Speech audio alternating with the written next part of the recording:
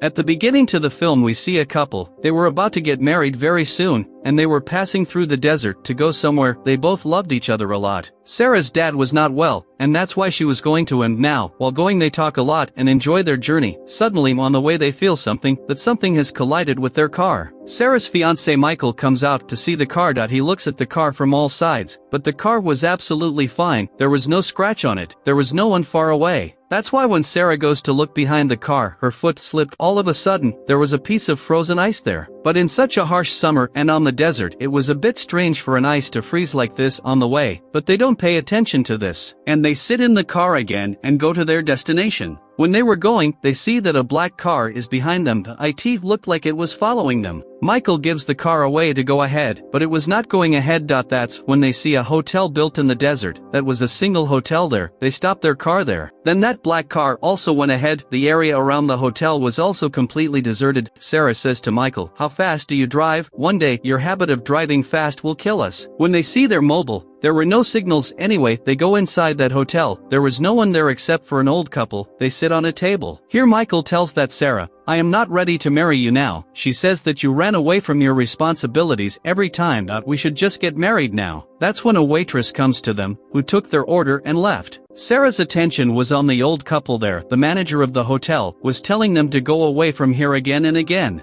After a while, the waitress comes who brought a drink for Sarah and coffee for Michael. She also gave them 2 coins. She tells them that you can use these 2 coins for any service here. That's when Michael uses a coin and asks to play music in the hotel so that he can make Sarah happy. After a while, that black car came and stood outside the hotel again. It stands waiting for Sarah and Michael. After all, what was happening to them? First that black car and then this weird hotel. Then they both came out of that hotel, and now this time Sarah was driving the car, because last time Michael drove the car very fast. Then again, something collides with their car. They see the way they had passed before. They have come back the same way. Seeing this, both are very surprised. On the other hand, both the waitresses come to their manager in the hotel, and they say that Sarah and Michael are both very good. Hearing this, the manager says that there is nothing in my hand, now only their future can tell them what will happen to them. Everyone here knew Sarah and Michael, but how? They had come to this hotel for the first time. Something strange was going to happen to them here, which we will know in the story ahead. Then we see that there was a girl sitting in the hotel who says that she is tired of doing the same work every day. There's Sarah and Michael used to reach the same place again and again.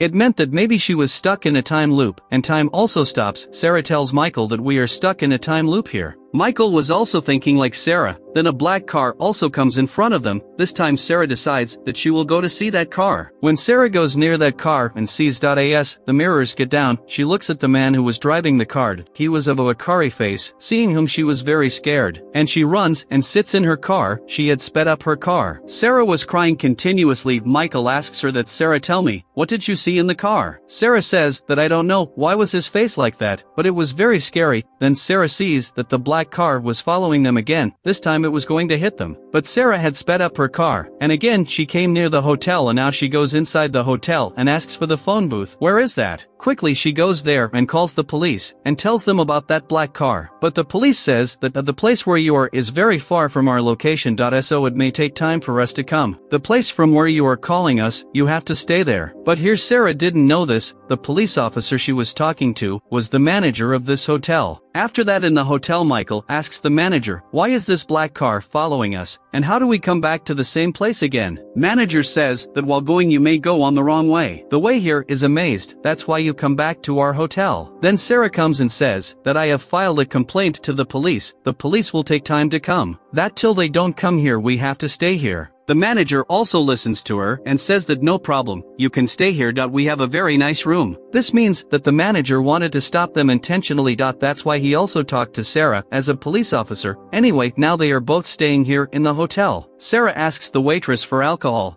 but she replies that, "Ma'am, you can drink alcohol only once in our hotel." Then sitting here a girl says to Sarah that, "You can take my bottle." When Sarah was giving her money, she says that money is of no use to her now. Hearing this, Sarah gets a little surprised. Then the manager also came here, who was telling that girl to come with him. Later the manager explains to both of them that girl is mad, that's why she was talking like this. There we see the manager, who tells that mad girl to go inside a room, where it was very dark. That girl was crying a lot. The manager explains to her, that look, you have chosen this path for yourself. Saying this, he pushed her inside the room. Here in the hotel, a waiter comes to Sarah and Michael, who is telling them that you should think before going to your room, and he leaves a message for them on a piece of paper. Then the manager came there, who picks up that paper before Sarah and Michael read it, on which it was written run. Now the manager had brought them to their room. Here Sarah again asks the manager about the black car, but the manager was not answering her. The manager takes Sarah's name here, by which she was a little surprised. She thinks that how does this manager know her name?